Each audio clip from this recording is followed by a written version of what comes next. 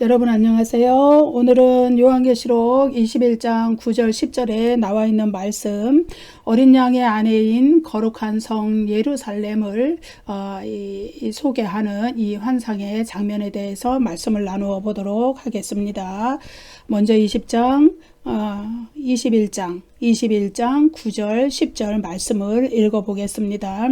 일곱 대접을 가지고 마지막 일곱 재앙을 담은 일곱 천사 중 하나가 나와서 내게 말하여 이르되 이리 오라, 내가 신부 곧 어린 양의 아내를 내게 보이리라 하고 성령으로 나를 데리고 크고 높은 산으로 올라가 하나님께로부터 하늘에서 내려오는 거룩한 성 예루살렘을 보이니.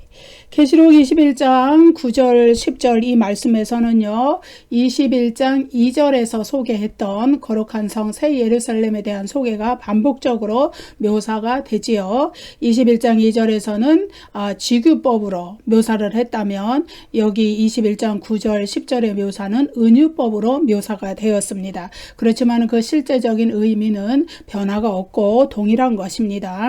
이제 계시록 21장 2절에서 밝혀지지 않았던 신부의 남편, 그 남편은 바로 21장 9절 10절에서 어린 양이라고 밝혀지지요. 어린 양 29절, 그래서 21장 9절 10절의 내용은 어린 양의 혼인잔치를 묘사한 계시록 19장 7절부터 9절까지의 그 장면, 이것을 확장한 것이다. 확장해서 다시 설명하는 것이다. 이렇게 보면 되겠습니다. 계시록 19장 7절에서는 아내와 신부가 동의어로 사용이 되었어요. 마찬가지로 계시록 21장 2절의 신부와 계시록 21장 9절의 아내는 동의어가 됩니다. 그래서 하늘에서 내려온 거룩한 성 새 예루살렘은 어린 양의 신부, 즉 어린 양의 아내입니다. 어린 양의 아내는 다름이 아니라 이제 하나님의 백성 공동체, 구원받은 성도들의 공동체, 교회 공동체, 하늘의 교회 공동체를 의미하는 것이죠. 이제 요한계시록 17장 1절 3절에 음녀 바벨론을 소개하는 용어들이 나왔었는데 그 용어들이 20장 9절 10절에서 사용된 용어들과 아주 평행관계를 이루죠. 평행관계라는 것은 그 사용된 어휘들이 거의 동일하다, 이런 의미예요. 그래서 그 이유는 뭐냐 하면은 세상의 타락한 문화, 세상의 타락한 문명, 세상의 악한 경제에 그래서 하나님의 백성들을 미혹했던 그러한 모든 것들을 상징하는 음녀 바벨론과 구원받은 성도들의 거룩한 공동체를 상징하는 거룩한 성 새 예루살렘을 대조시켜서 소개하는 것입니다. 소개하기 위한 것입니다. 그래서 음녀 바벨론에 대한 17장에 나오는 음녀 바벨론에 대한 묘사가 문자적으로 그대로 묘사한 것이 아니라 상징적인 묘사를 나타냈듯이 이제 새 예루살렘 성에 대한 이 묘사도 상징적인 묘사라는 것을 우리가 알 수 있습니다. 어떤 단어가, 어떤 어휘가 계시록 17장 1절 3절에 나오는 어떤 어휘들이 이제 20장 9절 10절에 나오는 어휘들과 평행관계를 이루는지 우리가 좀 살펴보면요, 17장 1절 3절에 이런 언어들이 나옵니다. 또 일곱 대접을 가진 일곱 천사 중 하나가 와서, 이거는 이제 바벨론을, 음녀 바벨론을 소개하는 천사를 나타내는 건데, 동일하게 또 이 거룩한 성 새 예루살렘을 소개하는 천사도 이렇게 소개가 되죠. 내게 말하여 이르되, 똑같이 또 내게 말하여 이르되 이리로 오라, 많은 무리에 앉은 큰 음녀가 받을 심판을 내게 보이리라. 음녀 바벨론의 최후의 심판의 환상을 보여주겠다는 천사의 약속이죠. 그런데 20장 9절 10절에서는 이리 오라, 내가 신부 곧 어린 양의 아내를 내게 보이리라 하고 어린 양의 아내 거룩한 성 예루살렘을 보여주겠다 하고 천사가 이제 이렇게 약속하는 것이죠. 그 다음에 곧 성령으로 나를 데리고 광야로 가니라. 17장에서 그러니까 음녀 바벨론을 소개하기 위해서 성령으로 요한을 성령에 의해서 광야로 데려갔다. 이것은 이제 성령에 의해서 광야의 환상을 본 것을 말해요. 실제적으로 몸이 이동했다는 의미는 아니에요. 그 다음에 성령으로 나를 데리고 크고 높은 산으로 올라가. 이것도 거룩한 성 새 예루살렘을 보여주기 위해서 크고 높은 산으로 올라갔다. 예. 또 내가 보니 여자가 붉은빛 짐승을 탔는데 그 짐승의 몸에 하나님을 모독하는 이름들이 가득하고 7머리와 10뿔이 있으며, 예, 음녀 바벨론의 환상에서 이런 장면들이 나오는 거예요. 대조적으로 이제 거룩한 성 새 예루살렘은 하나님께로부터 하늘에서 내려오는 거룩한 성 예루살렘을 보이니, 예, 이 하늘에서 내려오는 거룩한 성 예루살렘, 구원받은 공동체, 예, 거룩한, 예, 구원받은 성도들을 소개하는. 그래서 이제 계시록 17장 1절과 3절 그리고 계시록 20장 9절과 10절은 완전히 대척점에서 서로 대조되는 신분을 가진 하나님의 백성들. 21장에서는 그리고 계시록 17장에서는 음녀 바벨론, 멸망받고 최후의 심판에 처해질 음녀 바벨론, 그리고 구원받지 못한 세상의 문화와 그 악한 문명들, 적그리스도의 문명들, 이런 것들, 그리고 대조적으로 구원받은 거룩한 성도들에 대해서 이렇게 대조시켜서 보여주는 것이죠. 그래서 부도덕하고 부정한 음녀 바벨론의 행위, 그것이 어린 양의 신부의, 어린 양의 아내의 순결함과 대조를 이루어서 이렇게 두 본문에서 나타나는 것이죠. 그래서 음녀 바벨론이 금과 보석과 진주로 자신을 장식한 것처럼 새 예루살렘도 금과 보석과 진주로 장식이 되어 있습니다. 하지만 두 도성은 근본적으로 달라요. 두 도성이 상징하는 것은, 근본적으로 다르다는 것은, 음녀 바벨론이 금과 보석과 진주로 자신을 장식한 것은 짐승, 즉 적그리스도의 정권이 제공하는 그 후원을 입고서 세상의 악한 문명을 발달시킨 그 결과로서 세상의 그 약한 자들을 창취하고 가난한 자들을 힘들게 하고 우상숭배를 섬기는 그 문화와 함께 꼽힌 악한 경제, 그 경제 세력, 적그리스도의 비호를 받는 세상의 악한 문명, 경제 세력, 이런 것을 그 경제에 화려하게 꼽혀가지고 금과 보석과 진주로 자신을 장식하는 그런 화려한 문화, 문명을 꼽히었지만 결국은 멸망할 사탄에 속한 그 문명이라는 거. 예, 그것을 나타내고, 그러나 어린 양의 아내 새 예루살렘의 그 금과 보석과 진주로 장식한 것은 하나님이 그들을 구원하신 것, 그리고 새 창조의 영광, 이런 것들을 나타내는 것이고, 그들의 믿음이 이제 자신의 순결한 행실의 결과로 하나님 앞에 정당성을 인정받아서 세상은 그 믿음을 가진 것을 정죄했지만은 하나님은 그 정죄를 뒤집어서, 예, 이렇게 화려하게 금과 보석과 진주로 이렇게 장식해 주시는, 예, 그러한 차원에서 볼 때 멸망할 적그리스도의 도시, 최후의 심판을 받아서 멸망할 음녀 바벨론과 구원받아서 새하늘과 새 땅에서 영생의 삶을 누릴 거룩한 성도들이 이렇게 대조가 되는 것입니다. 역사 속에서 세상의 화려한 문명과 문화를, 예, 물론 그것이 하나님이 이 세상에 일반 은총에 일반 그 은혜로 일반 계시로서 주신 인간의 질서와 평안 가운데, 질서 가운데 하나님을 섬기도록 하기 위해서 국가와 제도와 문화, 문명을 주셨지만은 사탄이 거기에 개입함으로써 그것이 하나님을 대적하고 반항하고 사람들을 미혹해서 하나님을 떠나게 만드는 적그리스도의 문명, 음녀 바벨론으로 변질된, 그것은 반드시 역사적 종말의 최후를 맞게 될 듯, 최후의 운명을 맞게 되지만은, 그러나 그 가운데서 하나님을 떠나지 않고 그 화려한 문명에 미혹돼서 넘어가지 않고 그 가운데서 자신을 구별해서 거룩하게 지킨 하나님의 백성들은 어떻게 됐느냐? 이제 거룩한 성 새 예루살렘에서 새 하늘과 새 땅에서 영생을 누리는 그런 복을 얻게 된다. 똑같이 똑같이 금과 보석과 진주로 장식이 되었지만은 음녀 바벨론이 금과 보석과 진주로 장식한 것과 거룩한 성 새 예루살렘이 금과 보석과 진주로 장식한 것은 이와 같이 대조적인 의미를 가진다는 것을 우리가 알 수 있습니다.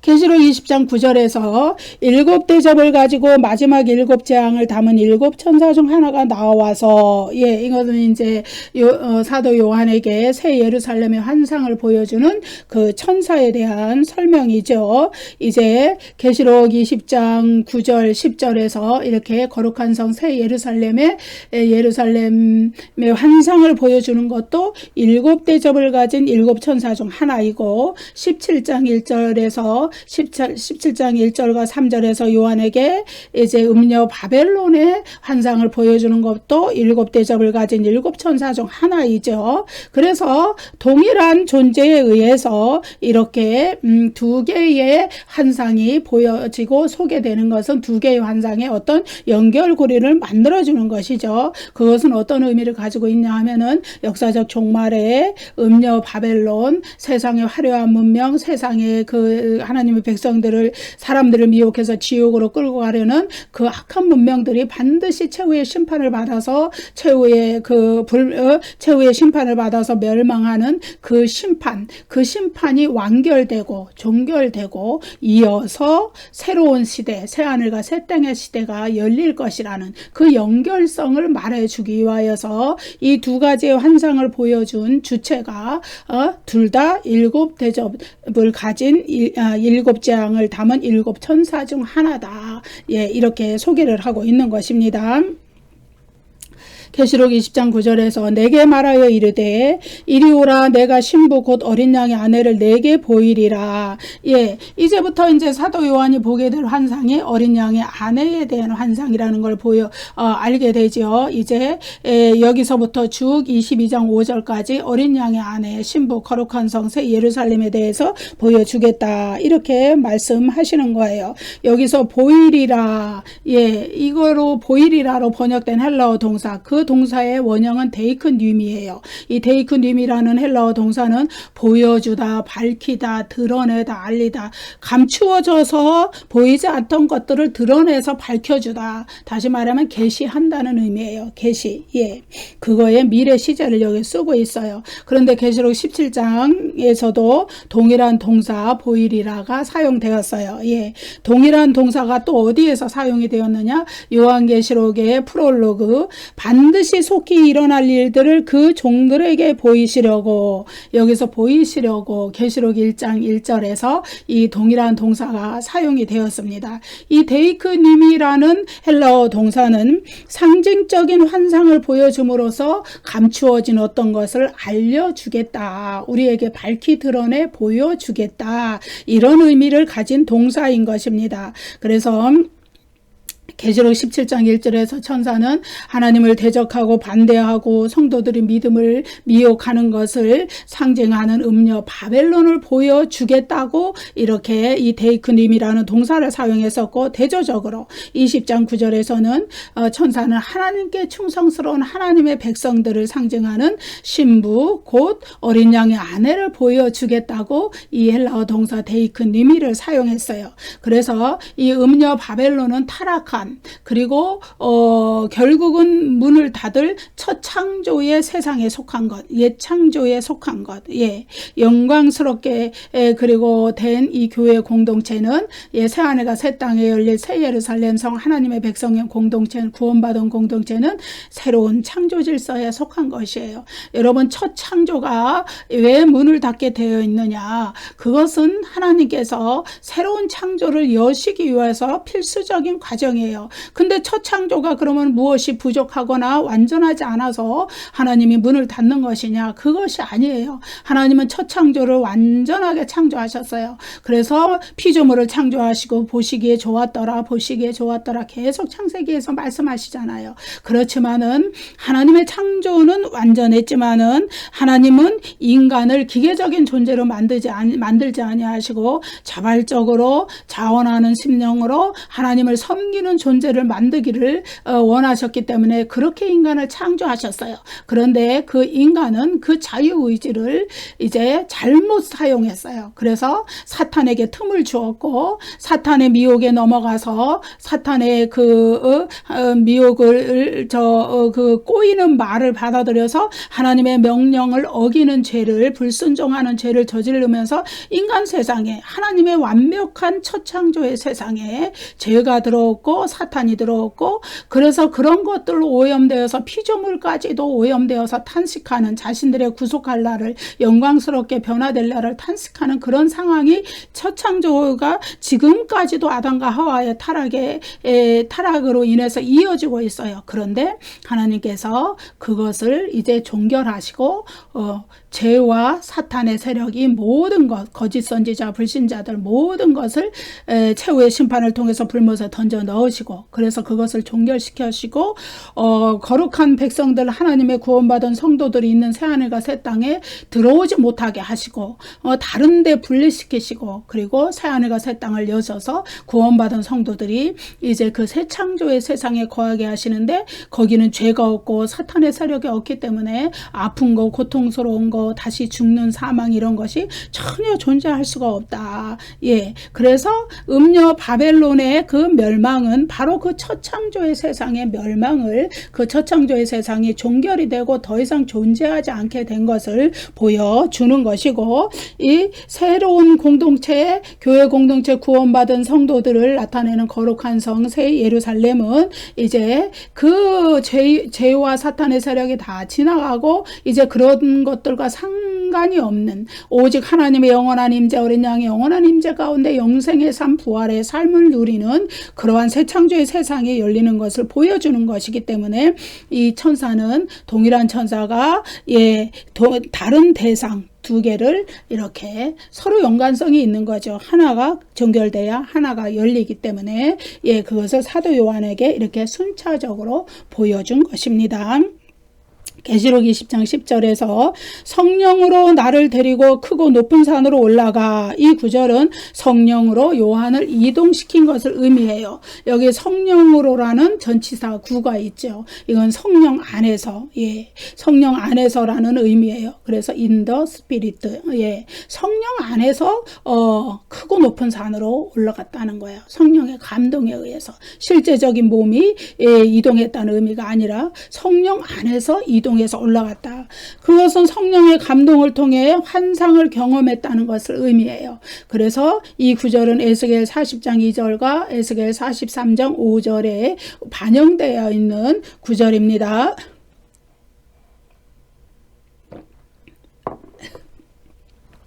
에스겔 선지자와 요한이 성령의 이끌림을 받아 환상을 보는 언급들, 이것이 계시록 21장 11절부터 22장 5절까지의 새 예루살렘에 대한 환상에 그대로 나타납니다. 그래서 에스겔 40장 48장에서 이제 그 에스겔이 미래의 성전에 대한 환상 그것을 보는데 그것이 거룩한 성 새 예루살렘 성에 반영이 돼서 나타나는 것이죠. 하나님은 이상 중에, 이상이라는 거는 하나님을 만나는 그 이상, 이상 중에 에스겔을 매우 높은 산 위에 데려가셨고 거기에서 회복된 예루살렘 성전 그리고 회복된 예루살렘 성에 대한 환상을 보여주셨던 것처럼 성전과 땅에 대한 환상을 보여주셨던 것처럼 천사가 성령으로 요한을 데리고 크고 높은 산으로 가서 에스겔에게도 올라갔습니다. 그래서 에스겔에게도 요한에게도 그 환상들은 아직 미래의 일이지만은 두 선지자의 예언의 공통점을 찾을 수 있어요. 그 공통점은 뭐냐? 그 환상들이 가리키는 그 곳, 장소, 그것은 하나님의 영원한 임재가 있게 되는 거룩한 장소라는 것을 두 선지자는 공통적으로 예언하고 있는 것입니다. 여기서 크고 높은 산이라는 것은 위치상으로 하늘과 가깝기 때문에 우리 이제 그 기도 많이 하시는 영역 있는 분들이 산기도를 막 다니시잖아요.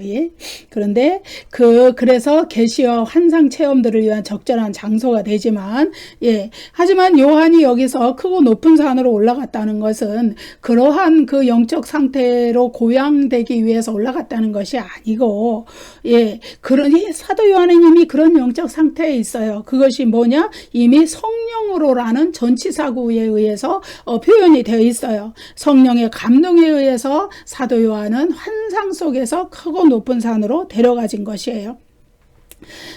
계시록 17장에서는 성령에 사로잡힌 요한이 광야로 데려가져서 음녀 바벨론의 최후의 운명에 대한 환상을 보게 돼요.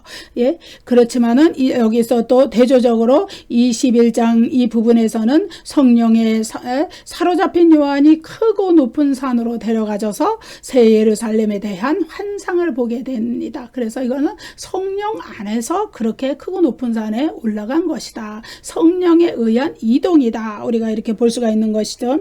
하나님께로부터 하늘에서 내려오는 거룩한 성 새 예루살렘을 보이니, 이 구절은 이제 장차 올 영원한 도성 새하늘과 새 땅, 믿는 자들이 최후의 심판 후에 들어갈 영원한 천국에 대한 묘사입니다. 그래서 이 구절은요, 계시록 21장 2절과 헬라어 원문이 거의 동일해요.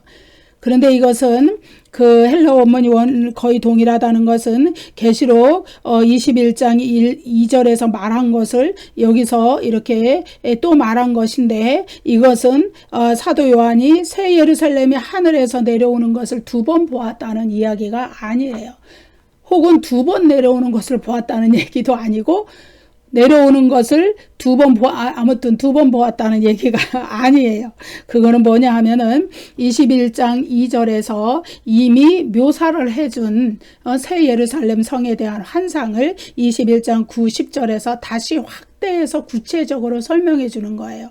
21장 1절과 2절은요, 표제 구절이에요. 어떤 표제 구절이냐? 21장 3절부터 22장 5절까지 길게 이어지는 새하늘과 새 땅, 새 예루살렘 성에 대한 그 내용들을 표제로 딱 박아놓은 게 21장 1, 2절이에요.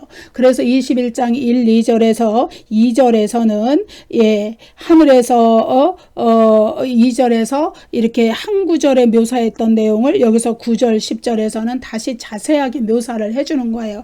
그래서 21장 9절에서는 새 예루살렘을 어린 양의 아내로 소개했고, 21장 10절에서는 하늘에서 하나님께로부터 내려오는 거룩한 성이라 이렇게 소개를 했어요. 예. 그런데 21장 2절에는 이 두 가지 내용이 다 들어있다 이거예요. 예. 그렇기 때문에 21장 9, 10절은 21장 2절의 내용을 더 확대해서 묘사해 준 것이다. 우리가 이렇게 보면 됩니다.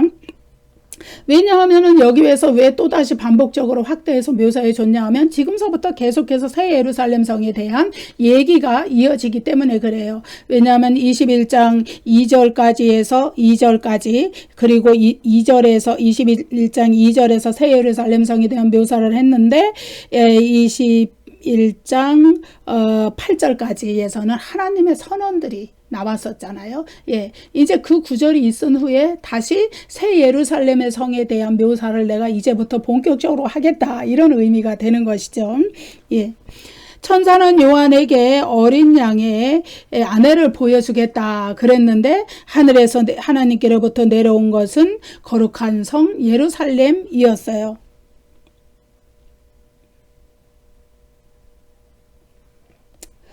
그래서 거룩한 성 예루살렘이 어린 양의 아내라는 것을 나타내 주죠.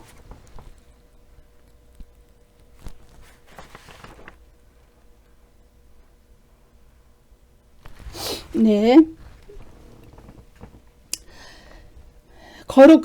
그것은 이제 새후의 심판이 끝나고 새하늘과 새 땅에 존재할 구원받은 공동체, 하나님의 백성들의 영원한 공동체를 상징적으로 나타내주고, 그때에는 구원받은 모든 자들이 거기에 다 들어온 상태예요. 그래서 완성된 교회 공동체, 완성된 성도들의 집단으로서의 구원받은 자들의 공동체를 의미하는 것이죠. 그래서 거룩한 성 예루살렘과 어린 양의 아내는 미래에 완성될 영원한 영광 중에 있는 최종적인 교회, 승리한 교회, 구원받은 성도들의 수가 완성된 교회, 예, 이것을 나타내 줍니다. 근데 여기서는 이제 거룩한 성 예루살렘이라 그랬어요. 제가 이렇게 다시 본문을 보니까 거룩한 성 예루살렘 이렇게 말했어요. 거룩한 성 예루살렘. 그런데 이제 이것은 거룩한 성 새 예루살렘 21장 2절에서의 새 예루살렘, 예, 이것과 동일한 의미예요. 여기서는 새 자를 뺐지만은 동일한 의미죠. 예, 그래서 거룩한 성 예루살렘, 이것은 21장 2절에서 거룩한 성 새 예루살렘 이렇게 말한 것과 동일한 의미다. 그래서 이 거룩한 성 예루살렘, 거룩한 성 새 예루살렘이 역사적 종말에 이제 최후의 심판도 다 끝나고 구원받은 성도들이 부활한 몸으로 영혼과 결합한 상태로 하나님과 어린 양의 영원한 임재 가운데서 영원한 천국에 살게 되는 그 백성들의 공동체, 구원받은 성도들의 공동체를 1차적으로 상징하지만 그러나 그것이 전부는 아니에요. 또 뭐냐? 장소적 개념을 분명히 가지고 있어요. 예. 그래서 그 구원받은 성도들이 살아가는 그들이 거주할 영원한 천국, 장소적인 천국, 그것을 상징하기도 하는 것이에요. 그래서 하나님의 나라, 완성된 하나님의 나라는 왕이신 하나님, 어린 양 그리스도가 왕적인 통치를 행하시는 그 하나님이 계시고, 그 다음에 이제 하나님의 다스림을 받는 구원받은 성도들이 있고, 그 다음에 하나님의 백성들과 또 어린 양과 하나님이 영원히 임재하시는 그 장소, 천국이라는 그 장소가 있는 거예요. 그래서 이 새하늘과 새 땅, 거룩한 성 새 예루살렘은 이렇게 세 가지 의미를 가지고 있다는 것을 우리가 알게 되는 것이죠. 새 예루살렘을 그럼 거룩한 성으로 묘사한 것은 이제 하나님을 대적하는 악한 도시 음녀 바벨론이 멸망한 것과 대조를 이루는 것이죠. 음녀 바벨론은 최후의 심판에 의해서 결국은 모든 악의 세력을 진멸시키는 하나님의 최후의 심판에 의해서 진멸당하고 멸망당하고 말았지만은 이제 거룩한 성 새 예루살렘은 장차 올 새 창조의 세상에서 영원히 존재할 것이에요. 그것은 영원한 천국이라는 장소이고 또 그 안에 사는 하나님의 백성들도 영원히 사는 존재들이고 그리고 하나님과 어린 양의 영원한 임재가 있는 것이다. 그래서 이 악한 세력, 죄의 세력, 사탄의 세력은 영광스럽게 된 성도들의 그 공동체와 영원히 분리되었기 때문에 거룩한 성 새 예루살렘, 거룩한 성 예루살렘, 이곳은 새하늘과 새 땅은 죄와 악과 사탄 이런 것들이 모두 분리돼서 불못으로 떨어졌기 때문에 이제는 거룩함만이 존재하는 것이다. 예. 거기서 이제 그 성도들은 죄를 짓고자 해도 질 수가 없어요. 죄 자체가 없어요. 죄의 존재 자체가. 그렇기 때문에 그곳은 온전히 거룩해진 성도들만이 거하는 곳이기 때문에 그래서 하나님을 직접 배우면서 직접 하나님의 임재 가운데 우리가 살아갈 수가 있다는 거예요. 이 땅 가운데서 우리가 성령의 권능을 통해서만 하나님을 만날 수 있는 것은 성령의 역사를 통해서만 하나님을 만날 수 있는 것은 우리는 어쨌든 죄인이기 때문에 이 죄가 완전히 소멸되지 않은 상태에 있고 우리가 물론 믿음으로 하나님께 구원을 받았어요. 예수 그리스도를 믿는 믿음으로 의롭다함을 인정을 받아서의 칭의라 그래요. 그것으로 구원받은 거예요. 그렇지만 구원받은 이후에도 인간은 여전히 죄성을 가지고 있기 때문에 이 죄가 점차 이렇게 그 뭐라 그래요?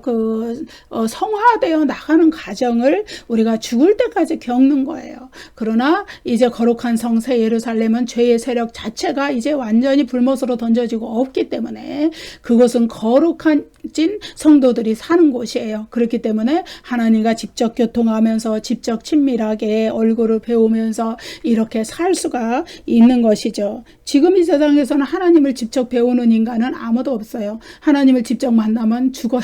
우리는 죄인이라서. 그러나 성령의 능력을 통해서 성령 안에서 하나님과 교통하면서 하나님을 만나면서 우리가 이렇게 살게 되는 것이죠.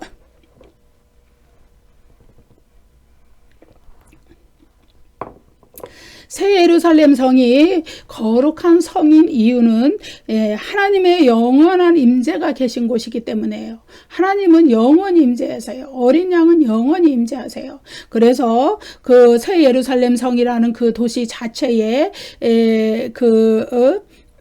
하나님의 임재가 충만하기 때문에 하나님이 직접 하나님의 백성들과 함께 거하시기 때문에 그 새하늘과 새 땅 전체에 하나님의 임재가 충만하기 때문에 그 하나님을 위한, 하나님을 섬기기 위한, 하나님이 임재하기 위한 성전이나 이런 것들이 다 필요가 없어요. 구별될 필요가 없어요. 전체가 하나님을 섬기는 거룩한 장소이기 때문에. 그래서 계시록 21장 22절에서 뭐라 그랬느냐? 성 안에서 내가 성전을 보지 못하였으니 이는 주 하나님 곧 전능하시니와 및 어린 양이 그 성전이심이라. 하나님 자체가 성전이 되시는 거예요.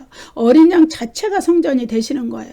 하나님이 임재하는 그 곳이 되는 모두가 성전인데, 그런데 하나님의 임재가 거룩한 성 새 예루살렘 전체에 충만하기 때문에 그래서 구별된 성전이 따로 필요하지 않다. 예.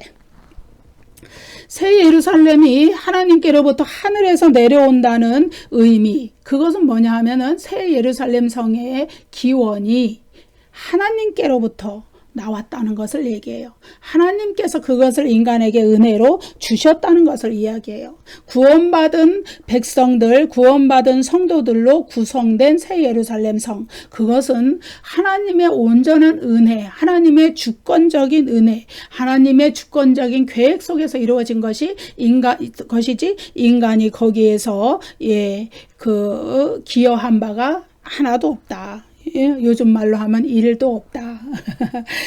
그래서 여기에 이중으로 그 얘기를 해줬어요. 하나님께로부터, 여기서 깨로부터는 아포라는 전치사예요. 그리고 하늘에서, 이것은 에크라는 전치사예요. 이 에크와 아포, 이거는 둘 다 출처와 기원을 나타내는 전치사예요. 하나님께로부터 내려왔다. 하늘에서 내려왔다. 그런 의미예요. 하나님이 아니라면 우리에게 거룩한 성 새 예루살렘에 들어갈 은혜가 주어지지 않는다. 이런 의미예요.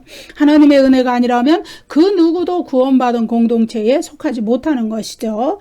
하나님의 백성들로 하여금, 구원받은 성도들로 하여금 어린 양의 아내가 되게 하는 것은 전적으로 하나님의 은혜이고 인간의 공로가 전혀 거기에 기여한 바가 없다는 것을 하나님께로부터 하늘에서 거룩한 성 새 예루살렘이 내려왔다는 말로서 표현을 하는 거예요. 여기서 내려오는, 이거는 이제 현재 분사로 되어 있어요. 이거는 뭐냐 하면은 지속적으로 하늘로부터 내려오고 있다는 것을 묘사한 거예요. 그래서 이 현재 분사의 의미는 이중적이에요. 하나는 사도 요한이 지금 환상을 보고 있는 중이잖아요. 하늘에서 내려오고 있는 새 예루살렘 성을 지금 환상 중에 보고 있다는 것을 말해요.